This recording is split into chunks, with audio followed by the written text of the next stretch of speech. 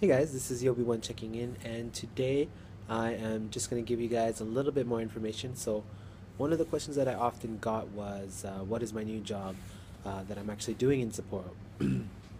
So, um, basically, the kind of details about the work that I'm doing is basically my province in Canada is, sister provinces with Hokkaido. And so there was this opportunity to do an externship, part of this externship program out of Canada.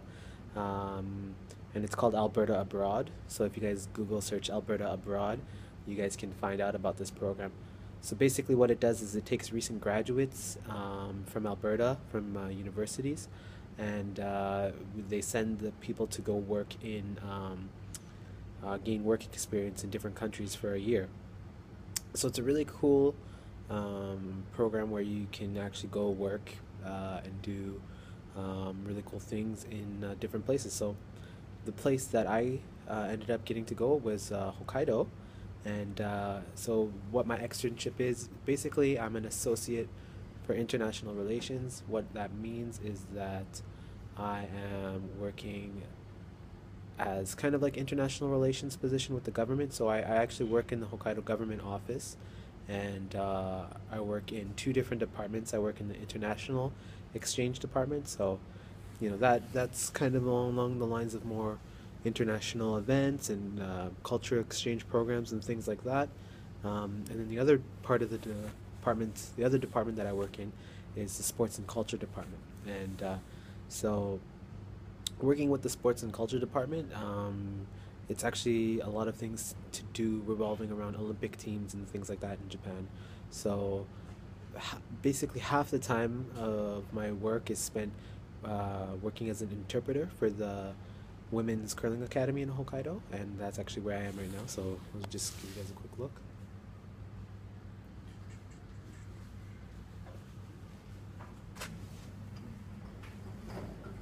So basically, I work as an interpreter for the head coach. The head coach is from Canada, and so he coaches a bunch of different women in the academy. And some of those ladies are actually the ones that were just at the Olympics in Sochi. So that's a really cool opportunity. They're kind of like celebrities in this city, and they're actually about to do their first practice match. So before coming, I didn't really know a lot about curling. I just seen it on TV. I had some friends that were curlers back home, but I never really knew too much of it on my own. But since coming here, I've really learned that it's a pretty cool sport, really interesting actually. I've started to study curling as well now too. Just learning it for fun, but it's pretty exciting. It's pretty fun once you get the hang of it. And so yeah, basically my day to day is I'll interpret for the coach. So the coach doesn't speak Japanese. Well, he's picking up Japanese, but I'll work as an interpreter for the coach, and that involves just communication between him and the players, and that's I've never worked as an interpreter before, so it's good that I have this opportunity to like learn. Curling has a lot of its own particular sayings and particular things to say, so it's challenging, but it's an exciting challenge. I enjoy coming here, coming to the rink every day, and seeing how much I've learned and seeing what I don't know yet. So that's a really cool experience. So that's the majority of the work that I do, and it's an amazing experience. It's really cool. I feel like my Japanese is improving. I feel like I still have a long way to go, but this is kind of the dream, really, like working every day and using Japanese and growing every day, and every day is exciting and a challenge. So I feel lucky. I feel blessed.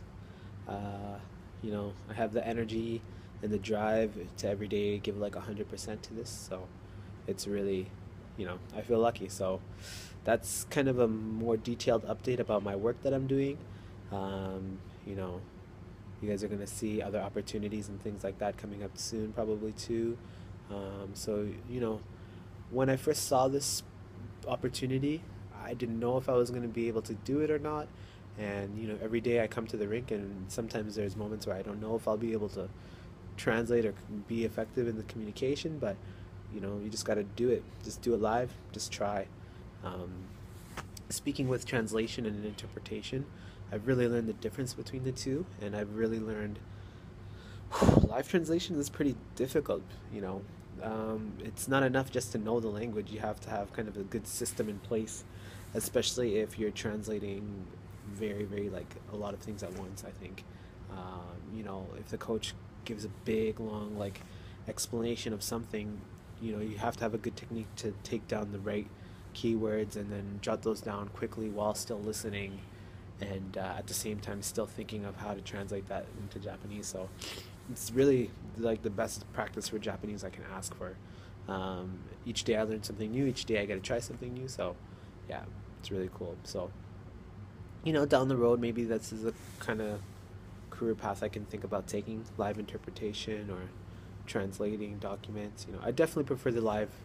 I prefer the interacting with people as opposed to just the writing. You know, my writing skills isn't haven't been very tested, or you know, I don't have like the educational background with Japanese. I'm more of just a communicative kind of person with Japanese, so my speaking and listening is much better than my reading and writing. So, you know, interpreting is not bad. I enjoy it. It's kind of cool. But yeah, anyway, that's a long enough video for today. Thank you guys for watching. If you guys have any other questions, you know, make sure to leave a comment down below. Hit me up on Twitter. Twitter is definitely the best way to get me to answer because it's much easier for me to answer on Twitter, or you guys can follow me on my Facebook page. So all the links of that will be put down below. So thanks guys. じゃあね。